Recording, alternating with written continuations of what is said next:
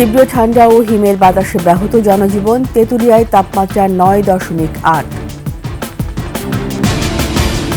যোগাযোগ ব্যবস্থার বেহাল দশা, পর্যটক হারাচ্ছে নোয়াখালীর নিঝুম দ্বীপ। সাতক্ষীরার উপকূলীয় এলাকায় বাড়ছে কাঁকড়া চাষ, রপ্তানি হচ্ছে বিভিন্ন দেশে।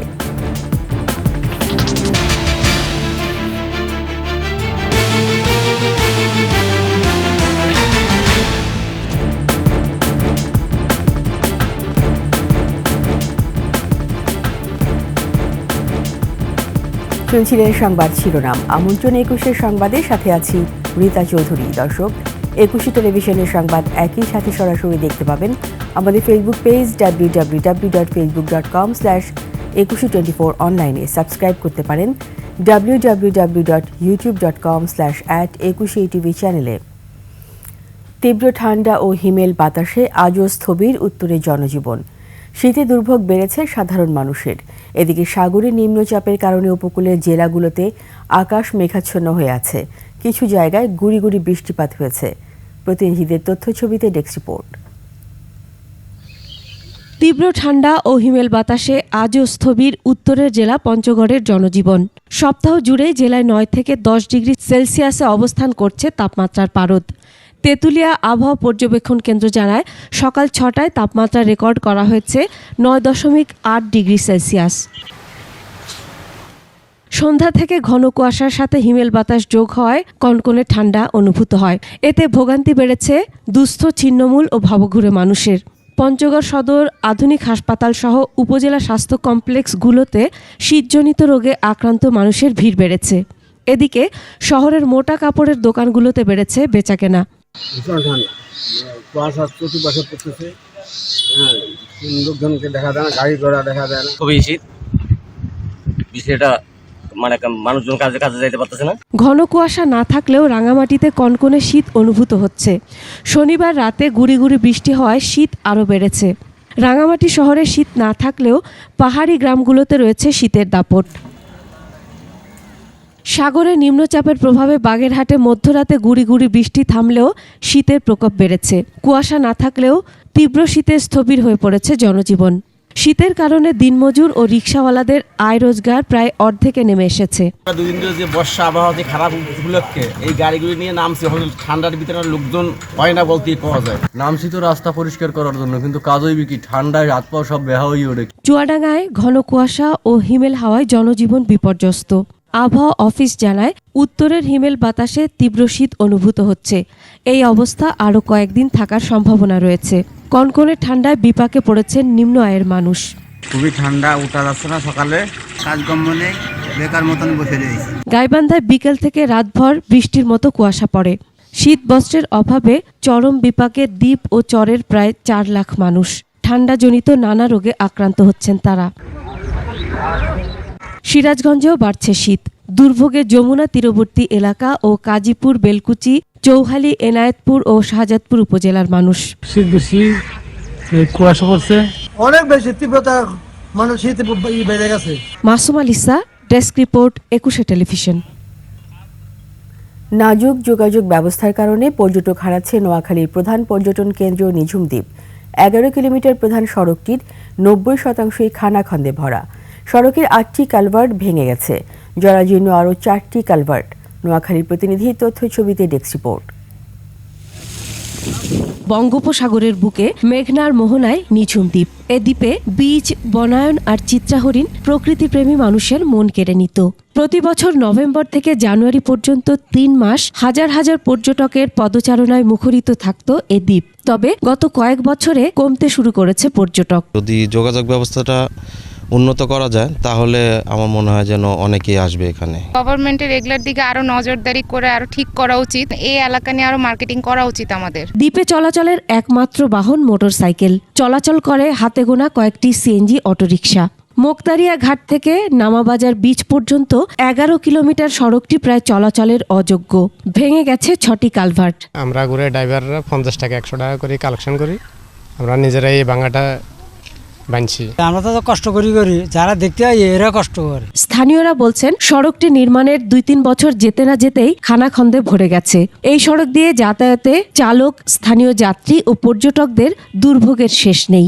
রাস্তাঘাট যা করছে সব বাগে সেরে গেছে, করা হওয়ার মনে করেন পর্যটক অনেক দিন দিন আস্তে আস্তে কমে যেতেছে। এলজিইডি বলছে নতুন প্রকল্পের আওতায় সড়ক মেরামত করা হবে, পর্যটকদের জন্য হবে বিশ্রামাগার। নিজ উদ্যোগে ডেভেলপ করার জন্য কিছু উন্নয়ন প্রকল্প আমরা হাতে নিয়েছি। বিশেষ করে জানেন যে ওখানে পর্যটনের জন্য রাস্তাঘাট এবং কিছু পার্কিংয়ের ব্যবস্থার জন্য আমরা কিছু কার্যক্রম হাতে নিয়েছি এবং এগুলি অতি দ্রুতই আমাদের কাছে ওয়ার্ল্ড ব্যাংক ভিজিট করে গেছে। আমরা যে কোনো সময় আমরা এই টেন্ডার হয়তো চলে যাব। পর্যটক ও দ্বীপের মানুষের নিরাপদ যাতায়াত নিশ্চিতে প্রধান সড়ক সহ সংযোগ সড়কগুলো সংস্কারের দাবি ভুক্তভোগীদের। Masuma Lisa, desk report, 21 television. সাতক্ষীরার উপকূলীয় এলাকায় বাড়ছে বাণিজ্যিকভাবে কাঁকড়া চাষ। প্রতি বছরই নতুন নতুন জমি আসছে কাঁকড়া চাষের আওতায়। উৎপাদিত কাঁকড়া রপ্তানি হচ্ছে বিশ্বের নানা দেশে। 2022-23 অর্থ বছরে কাঁকড়া রপ্তানি করে সাতক্ষীরার চাষিরা আয় করেছেন প্রায় $87 লাখ। সাতক্ষীরার প্রতিনিধি মনিরুল ইসলাম মিনির তথ্যচিত্রে ডেস্ক রিপোর্ট। উপকূলীয় জেলা সাতক্ষীরায় একসময় প্রচুর বাগদা চিংড়ি চাষ হতো। তবে প্রাকৃতিক দুর্যোগ সহ রোগবালাইয়ে ক্ষতির মুখে পড়ায় এখন বাগদা ছেড়ে স্বল্প বিনিয়োগের বেশি লাভের কাঁকড়া চাষে ঝুঁকছেন চাষিরা। লোনা পানিতে প্রতি বছরই বাড়ছে কাঁকড়া চাষ। গত বছরে 1500 টাবে আমার 2 লক্ষ টাকা মতন খরচ হয়েছিল কার্যক্রম শেষ করার পরে, তাতে আমরা 2 লক্ষ টাকা কেনা বেচা করেছিলাম। কাঁকড়া মনে করেন যে একে অপরকে আক্রমণ করতে পারে না বা কাঁকড়াটা সুস্থ বা সবল থাকে, এতে নিজেদেরও ধরতে সুবিধা হয়। সাতক্ষীরা মৎস্য অধিদপ্তরের তথ্য মতে এ জেলায় বাণিজ্যিকভাবে কাঁকড়া চাষ হচ্ছে 2014 সাল থেকে। উৎপাদিত কাঁকড়া রপ্তানি হচ্ছে বিশ্বের নানা দেশে। এর মধ্যে 2019-20 অর্থ বছরে রপ্তানি হয়েছে 567 টন, 2020-21 অর্থ বছরে 518, 21-22 অর্থ বছরে 802 এবং 2022-23 অর্থ বছরে রপ্তানি হয় 622 টন কাঁকড়া। ছোটখাটো ব্যবসা করি অল্প কিছু বক্স নিয়ে, আর এতে আমি খুব ভালো পাইছি। এখান থেকে অনেক মানুষ এটার উপর থেকে তাদের জীবিকা নির্বাহ করতেছে। কাঁকড়ার পোনার জন্য সুন্দরবনের উপর নির্ভরশীলতা কমিয়ে বিকল্প উপায়ে পোনা সরবরাহের দাবি চাষিদের। মূলত এই চাষটা আমরা সংগ্রহ করি কাঁকড়াটুকু, এই সামনে যে ঘর আছে কাঁকড়ার ঘর, ওখান থেকে সংগ্রহ করি কিংবা নদীর থেকে সংগ্রহ করি। কাঁকড়ার চাষ যেন আরও বাড়ানো যায় সে বিষয়ে সহযোগিতা নিয়ে পাশে থাকার আশ্বাস জেলা মৎস্য বিভাগের। সময়ের ভিতরে খুব বেশি লাভ করার জন্য একটা খুবই দারুণ একটা ফসল আমরা মনে করি এবং আমরা এই জন্য কাঁকড়া চাষিদেরকে আগ্রহী করে তোলার জন্য আমরা বিভিন্ন ধরনের পরামর্শ দিচ্ছি। উপকূলীয় এলাকায় কাঁকড়া চাষ ভূমিকা রাখছে অর্থনীতিতে, বাড়ছে কর্মসংস্থানও। খুরশিদ আলম মুকুল, ডেস্ক রিপোর্ট, 21 টেলিভিশন। ব্রিটেনে আবাসন সংকট বাংলাদেশের নির্মাণ শ্রমিকদের জন্য সুখবর বয়ে এনেছে। দেশটিতে বাড়ি ভাড়া অনেকের মাসিক আয়ের সমান বা দ্বিগুণ। এমন পরিস্থিতিতে নাগরিকদের জন্য 18 লাখ নতুন বাড়ি নির্মাণের ঘোষণা দিয়েছে ব্রিটেন সরকার। এতে দেশটিতে বাংলাদেশি শ্রমিকের নতুন বাজার সৃষ্টির সম্ভাবনা তৈরি হয়েছে। লন্ডন থেকে শাহেদ শফিকে পাঠানো তথ্য ছবিতে সিরাত আল মুস্তাকিমের রিপোর্ট। ব্রিটেনে আবাসন সংকটের কারণে ব্রিটিশ প্রধানমন্ত্রী স্যার কেয়ার স্টারমার 2029 সালের মধ্যে 18 লাখ নতুন বাড়ি নির্মাণের প্রতিশ্রুতি দিয়েছিলেন। বাড়ি তৈরি করতে শ্রমিক ঘাটতি পূরণে সরকারকে ব্রিটেনের বাইরে থেকেই নির্মাণ শ্রমিক আনতে হবে। আর নির্মাণ কাজে বাংলাদেশি কয়েক হাজার কর্মীর নতুন করে কর্মসংস্থানের সুযোগ সৃষ্টি হবে বলে মনে করছেন ব্রিটেনের Bangladeshi community. Government to government এটার এই ক্ষেত্রে কোনো সুযোগ নেওয়ার সম্ভাবনা থাকে, সেটা যদি করা সম্ভব হয় তাহলে এটা একটা অপার সম্ভাবনা দ্বারা আমাদের অর্থনীতির জন্য, আমাদের জাতির জন্য হতে পারে। ভিসা নীতি যখন শিথিল হবে তখন এটাকে দালাল মুক্ত রেখে একটা ক্রেডিবল যে থাকে, যে গভর্নমেন্ট টু গভর্নমেন্ট হলে সেই ক্ষেত্রে সবসময় একটা ক্রেডিবিলিটির ব্যাপার থাকে। শ্রমিকদের জন্য অভিবাসন আইনও শিথিলের সুপারিশ করা হয়েছে। ব্রিটিশ সরকার যদি সঠিক ও অভিজ্ঞদের সুযোগ করে দেওয়ার উদ্যোগ নেয় এবং ভিসা নিয়ে দালালদের দৌরত্ব বন্ধ করতে পারে, তবে এটি তাদের জন্য মঙ্গলজনক হবে বলে মন্তব্য করেন প্রবাসী বাংলাদেশিরা। আবাসন ব্যবস্থার সংকট খুবই মারাত্মক আকার ধারণ করছে। যদি আবাসন প্রকল্প কাজ শুরু হয়, এখানে অনেক বাঙালি শ্রমিক সহ অনেক নির্মাণ শ্রমিকরাও কাজের সুযোগ পাবে। আমাদের বাংলাদেশের যে এক বিশাল জনশক্তি রয়েছে, ওরা যদি বর্তমান অন্তর্বর্তীকালীন সরকার যদি প্রপার ব্যবস্থাপনার মাধ্যমে এই জনশক্তিকে ব্রিটেনে পাঠানোর ব্যবস্থা করে, তাহলে আমাদের দেশের রেমিটেন্সের জন্য এক নতুন সম্ভাবনা উন্মোচন হবে। প্রশিক্ষণের মাধ্যমে দক্ষ শ্রমিক গড়ে তুলে সরকারি ব্যবস্থাপনায় বাংলাদেশ থেকে ব্রিটেনে শ্রমিক পাঠানোর উদ্যোগ নেওয়া হলে দেশের অর্থনীতির চাকা আরও গতিশীল হবে বলে মনে করেন সংশ্লিষ্টরা।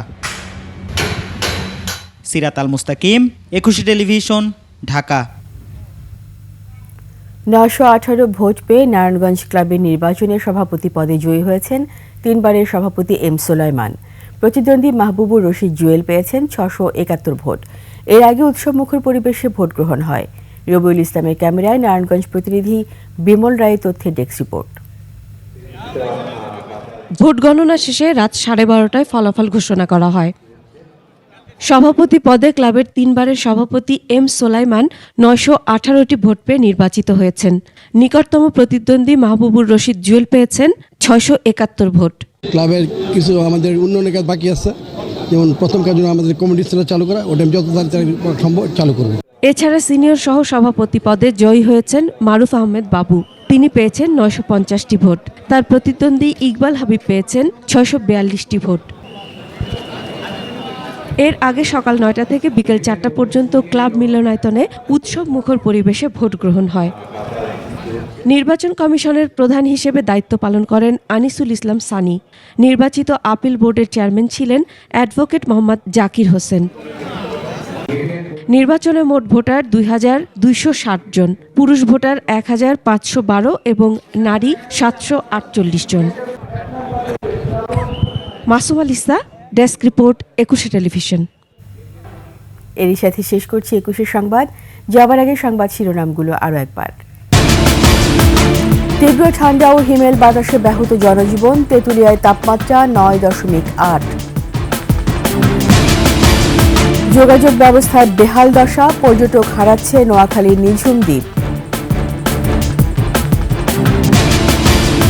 সাতক্ষীরার উপকূলীয় এলাকায় বাড়ছে কাঁকড়া চাষ, রপ্তানি হচ্ছে বিভিন্ন দেশে।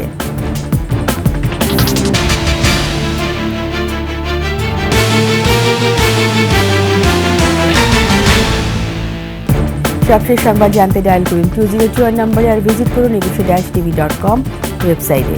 ফেসবুকে ভিজিট করতে পারেন www.facebook.com/ekushe24 অনলাইনে। সাবস্ক্রাইব করতে পারেন www.youtube.com/@ekushe-tv চ্যানেলে। এতক্ষণ সঙ্গে থাকার জন্য সবাইকে ধন্যবাদ। পরবর্তী সংবাদ দুপুর 1টায় দেখার আমন্ত্রণ রইল। একুশের সাথেই থাকুন।